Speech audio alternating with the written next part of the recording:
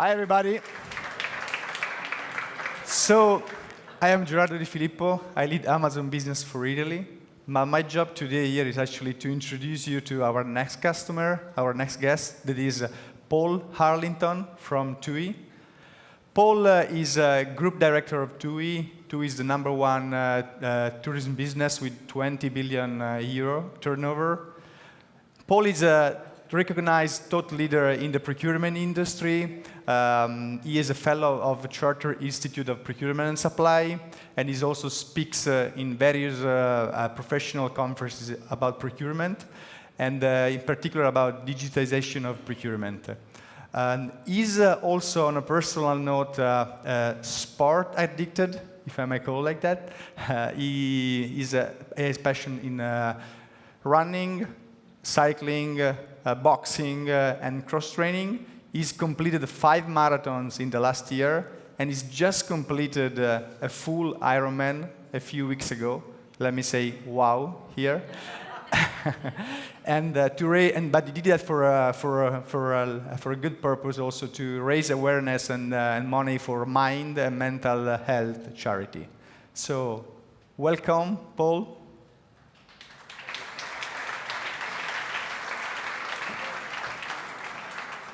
Before leaving the floor to Paul, just a reminder, you still can use Slido to submit questions, and we will have a slot at the end of Paul's presentation to take your question. So enjoy the session, and welcome. Thank you, Gerardo. Well, firstly, thank you to you all for voting with your feet and actually staying in this room. It's nice to see so many people have actually stayed here, despite the other sessions that are going on. Hopefully what I speak about will emphasize and reinforce some of the points that you've already heard from some of the great speakers this morning. Because TUI, like some of the other companies, have implemented Amazon Business. And hopefully I can tell you about our experiences in a bit more detail with a bit more context than you might have had so far. So the first thing to note is that there's recent research as recently as last year that shows that category managers are spending up to a quarter of their time on low-value administrative tasks that aren't contributing significant business value to the organization.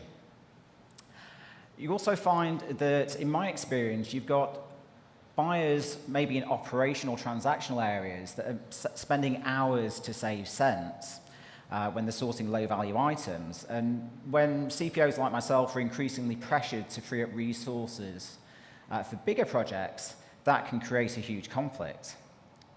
Now, I'd like to talk to you about how we can actually free up some of those resources times and focus on the higher value projects by introducing things like self-service.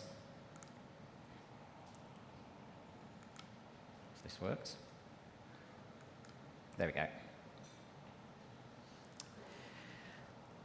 So there's a lot of pressures facing CPOs today. Like I said, we're increasingly pressured to free up resources.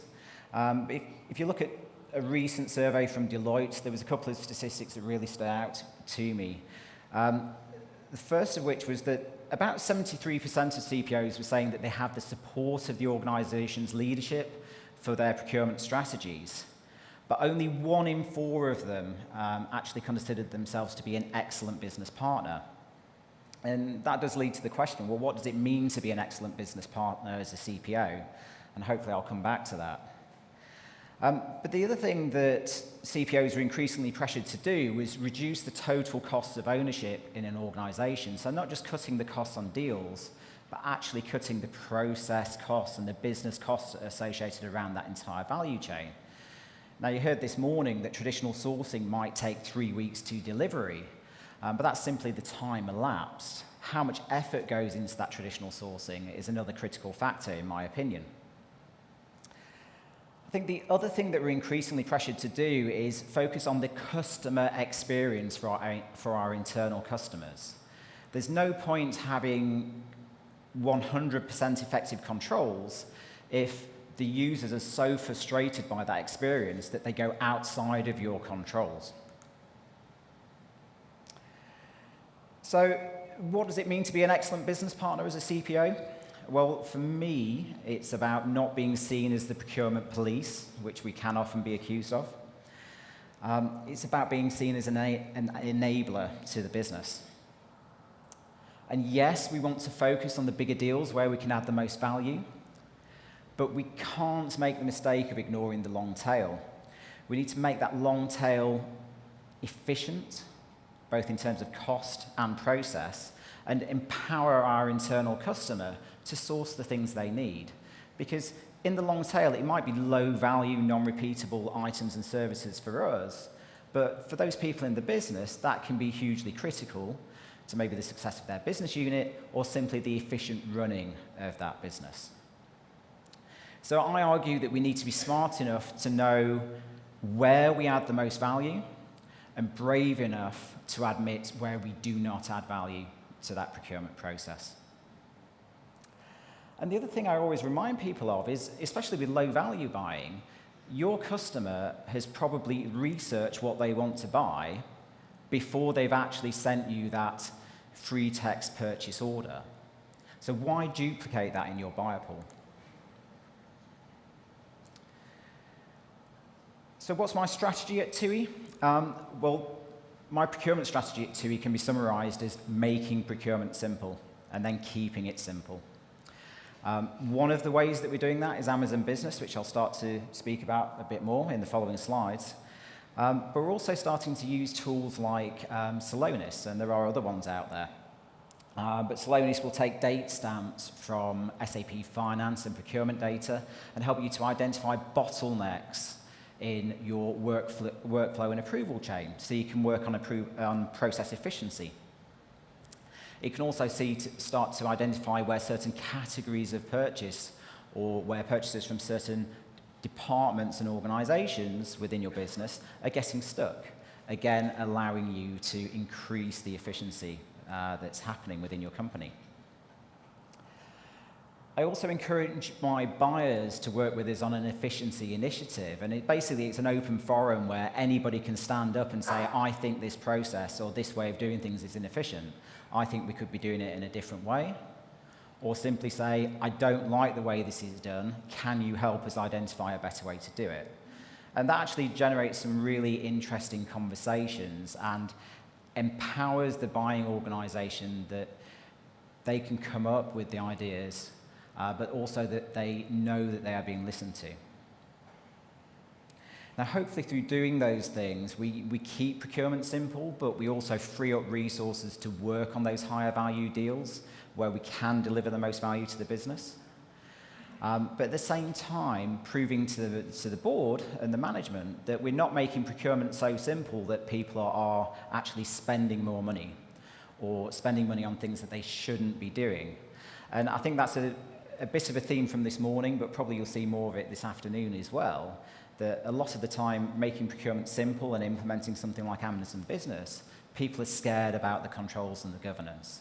And I would argue that you don't need to be that concerned about that.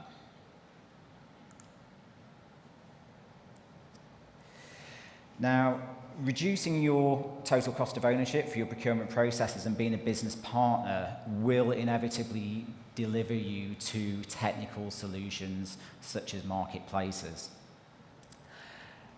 You do have a few things that the buyers and the procurement organisation are looking for, one of which is to get greater transparency and visibility of the spend in the organisation, sure.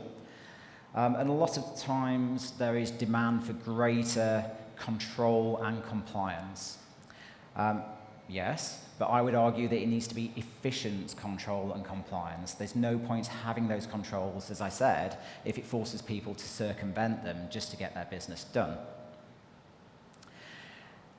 As one of my previous speakers said, you also need to make sure that you are implementing things in a short period of time. Gone are the days where you've got years or even a year to implement something. You really need to move to being able to respond in maximum 3 to 6 months. So tools need to be easy to implement. Now, as a lot of people have pointed out, we're very familiar with marketplaces in our personal lives. in our professional lives, it can be a mixed bag. Some people have implemented B2B marketplaces. Lots of people have implemented static or dynamic catalogs. But still, the true experience of having like an Amazon-like experience for the business unit buying something is relatively uncommon, but it is becoming more and more common for people. And so much so that Gartner are actually estimating, I think it might have been up on a slide already, that 75% of all B2B tail spend goods will be purchased with an online marketplace by 2022. Now that's quite a significant shift from where we are today in only about 2.5 years.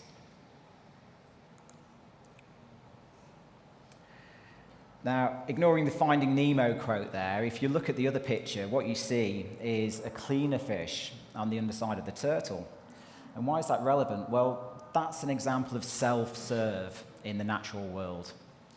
The cleaner fish comes along, it eats parasites off the turtle's belly, it self-serves a meal effectively, and the turtle gets the benefit of staying clean in a symbiotic relationship. Now, that's self-serve in the natural world. When we extend it to the consumer world, of course you've got consumer marketplaces, but then you've got innovators like Amazon that are introducing following on from self-serve checkouts in supermarkets and actually introducing just walk-out shopping. So you go into the store, you pick up the things that you need, and you walk out the door without even checking out. Because the sensors that are in the store and the cameras and the AI to recognize what you're actually picking up and put in your basket are such that you don't need to interface with somebody at a checkout in order to pay for your goods. Now, in the business world, we're not that advanced, but we're still starting to see a lot more self-serve being introduced. So a lot of companies might have made the shift over the last 4 or 5 years to employees booking their own travel rather than using business travel departments, with the recognition that actually using some of the online booking engines that are available, employees can book travel or book the vast majority of travel at the same prices and conditions that maybe their business travel departments could source it for them at. And that might be flights and hotels, but it also extends to using new technologies to self-serve travel booking, using Uber or Lyft or Ride to book a taxi, using Airbnb to source an apartment for a night or for a week in somewhere that you're going to be doing business. The IT departments are introducing self-serve or adopting to self-serve by allowing bring your own devices in terms of laptops and mobile phones and just installing the software and the controls on them. So we're seeing a lot of ways that the organizations are adapting to self-serve, but I think we've still got a lot further to go.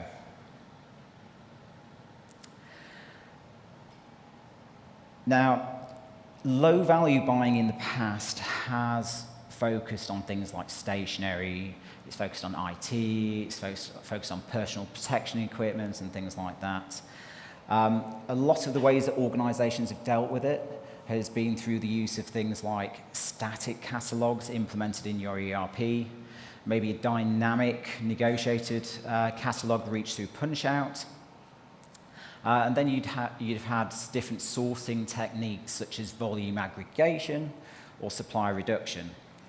But a lot of those areas are starting to become flawed, I would argue, where we have better options. So static catalogs, for example, when you negotiate a deal and you implement a static catalog in your ERP, that demands a huge amount of administrative resource to maintain that catalog to be available for the user. So you need a huge economy of scale within your organization to justify that buyer effort to maintain that catalog.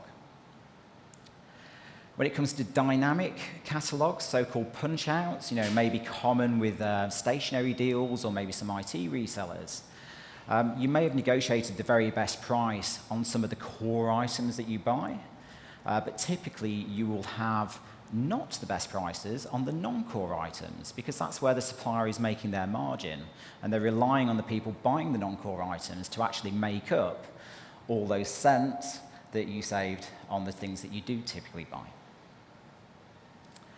Volume aggregation. Yeah, it's a great thing to be able to say, okay, well, we buy 5,000 of the same type of laptop all throughout the organization. But actually, have you got the management information and maybe even the artificial intelligence tools to start looking at the spend and saying, well, we buy 10,000 different laptops across the organizations, but 8,000 of those could be sourced in the same way with the same specification. And supply reduction, this is one of my bugbears, but a lot of CPOs might go into an organization and talk about how much they've reduced the supplier base. So I've reduced from 100,000 suppliers down to 70,000 suppliers.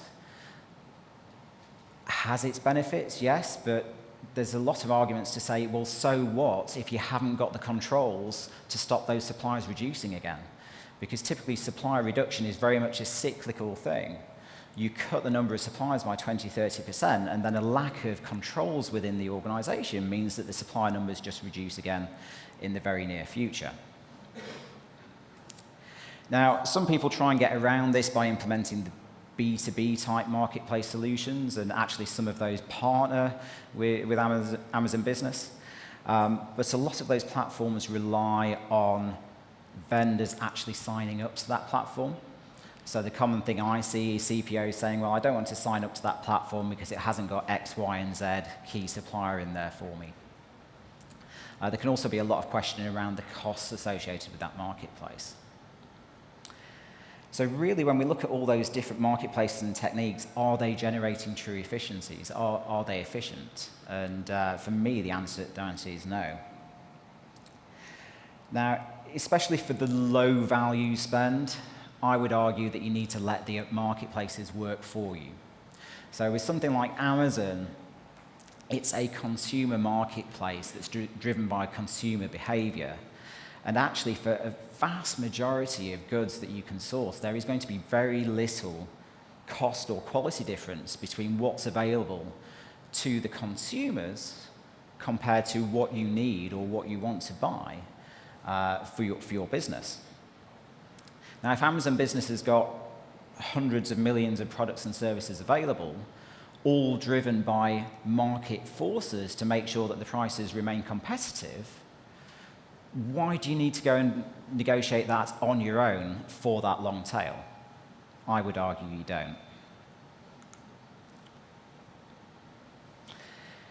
Now, I referred to time a little bit earlier, but to put this into context, when we talk about using time wisely, I'm going to probably do my only bit speaking about TUI today, which the thing is, TUI specialize in the family holiday, okay, which, typically 2 weeks in the summer where you take your family and you go somewhere nice and warm and you lie on the beach and you eat too much and you drink too much.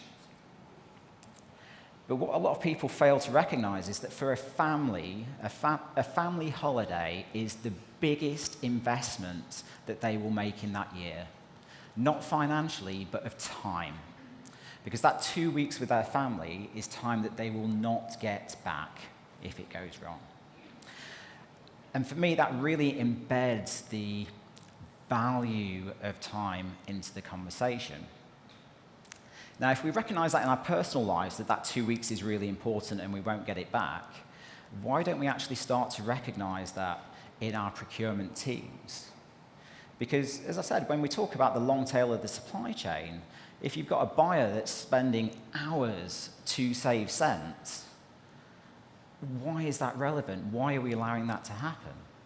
Yeah? Now, we actually tested this. So when we first implemented Amazon Business, I challenged the team. I said, okay, well, look at all the purchases that we've made with Amazon Business so far, and go out and negotiate better deals than that. Take the prices that we bought at, but negotiate with our preferred suppliers, look at our frame contracts, do RFQs if you want, and tell me how much you can get those things for. It came back that we could buy 0.6% cheaper. Okay? Now, the first reaction from the buyers was, well, that means that Amazon isn't cheap enough. My argument was, well, when we've got an average buy price of 50 euros, and we're only saving 0.6% by making all that effort. We're only saving 30 cents on a transaction, yet we're spending 20 minutes to spend that 30 cents. Now, if you've got a resource that you can only pay 30 cents for 20 minutes, then I'd say go for it. But for me, that was a very obvious choice for why we need to just empower the buyer and empower the employee and take the buyer out of this equation in some cases. Now, when you add all that up, if you take all the 20 minutes, you don't have to do many orders per month, actually only about 350, 400 orders per month, before you're freeing up one FTE in your organization. Now, I'm not arguing that you suddenly remove that FTE from the organization. I'm very much a proponent of procurement value. So what I would say is recycle those resources and use them to deliver more business value to the organization. Use them to deliver savings where they truly can deliver them, and use them to engineer better business deals that deliver better business value and margin in association with your internal partners. Now, I won't pretend that implementing Amazon Business was easy, or in fact that it was quick. To be honest, we were a fairly early adopter.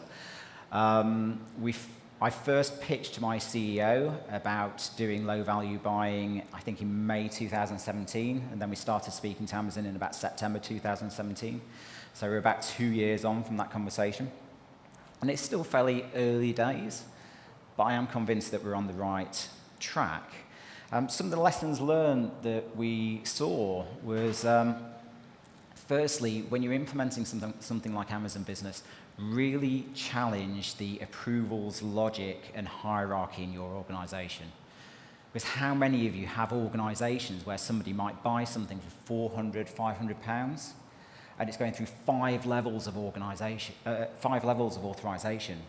just before that spend's approved? Do you really need that level of oversight, or is simply what we call a 4I principle, 2 people, sufficient?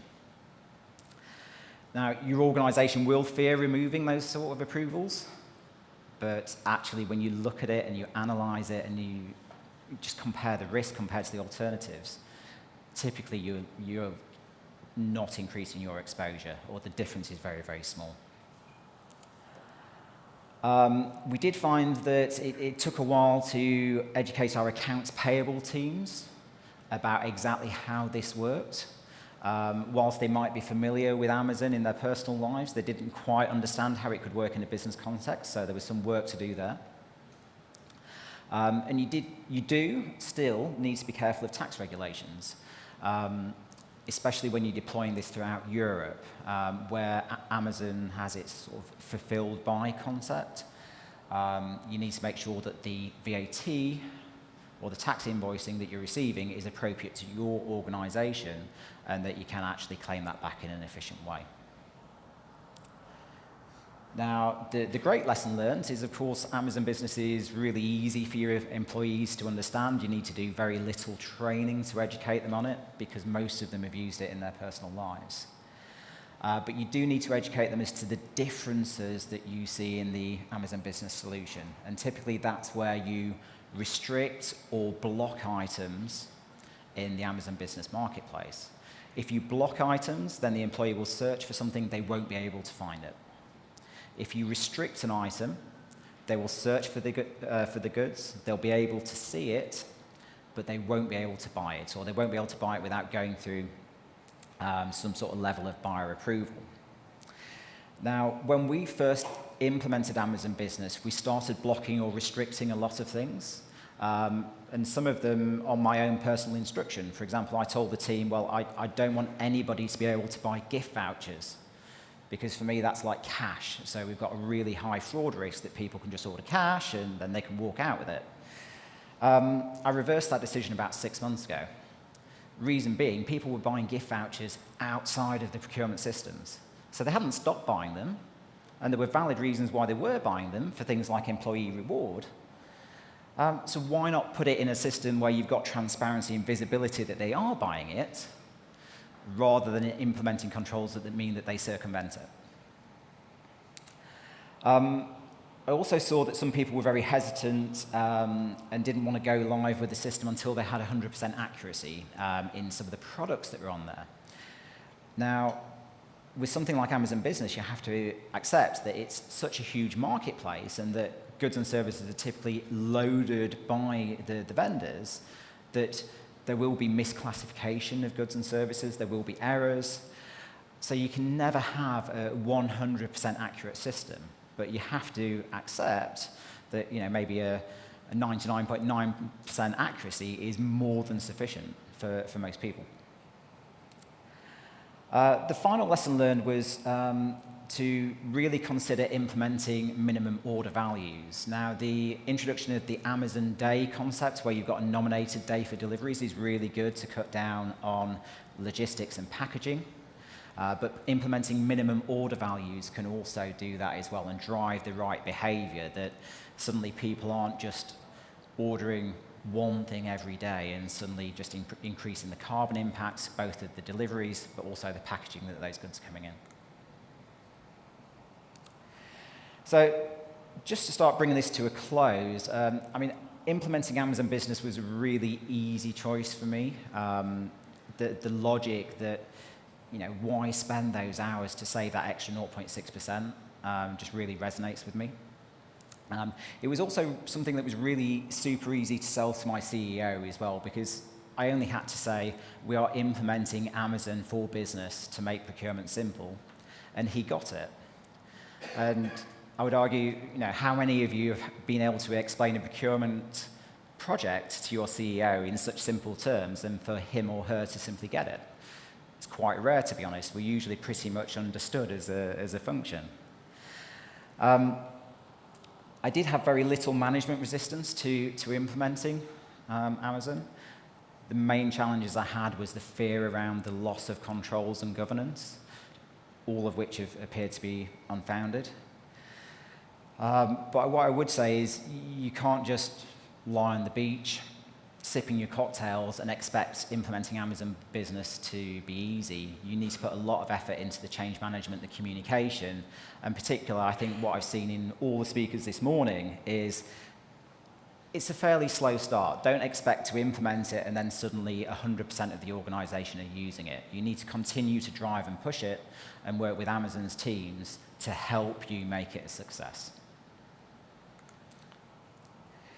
Now, on a final note, just before we go into the questions and answers, as Gerardo said, I did complete an Ironman 2 weeks ago. It was my first Ironman. It was only my third triathlon, to be honest with you.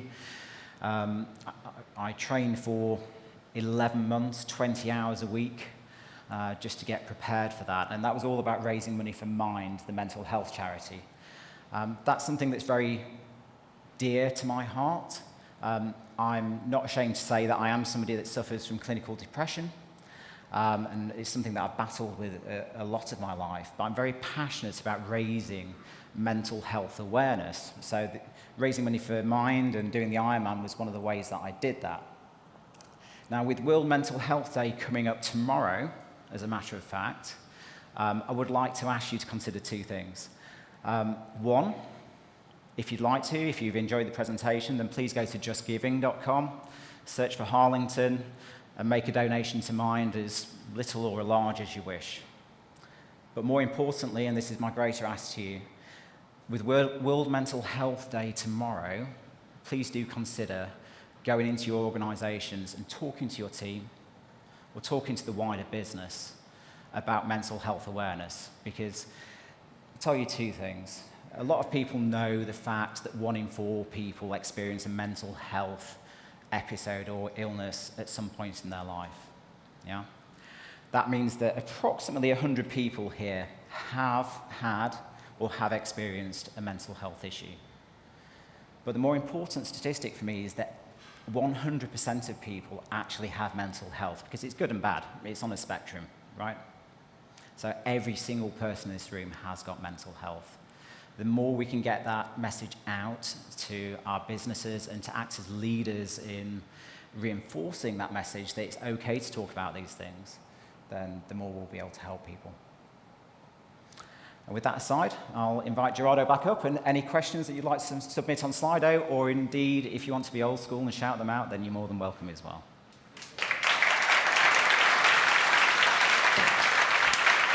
Thank you, Paul.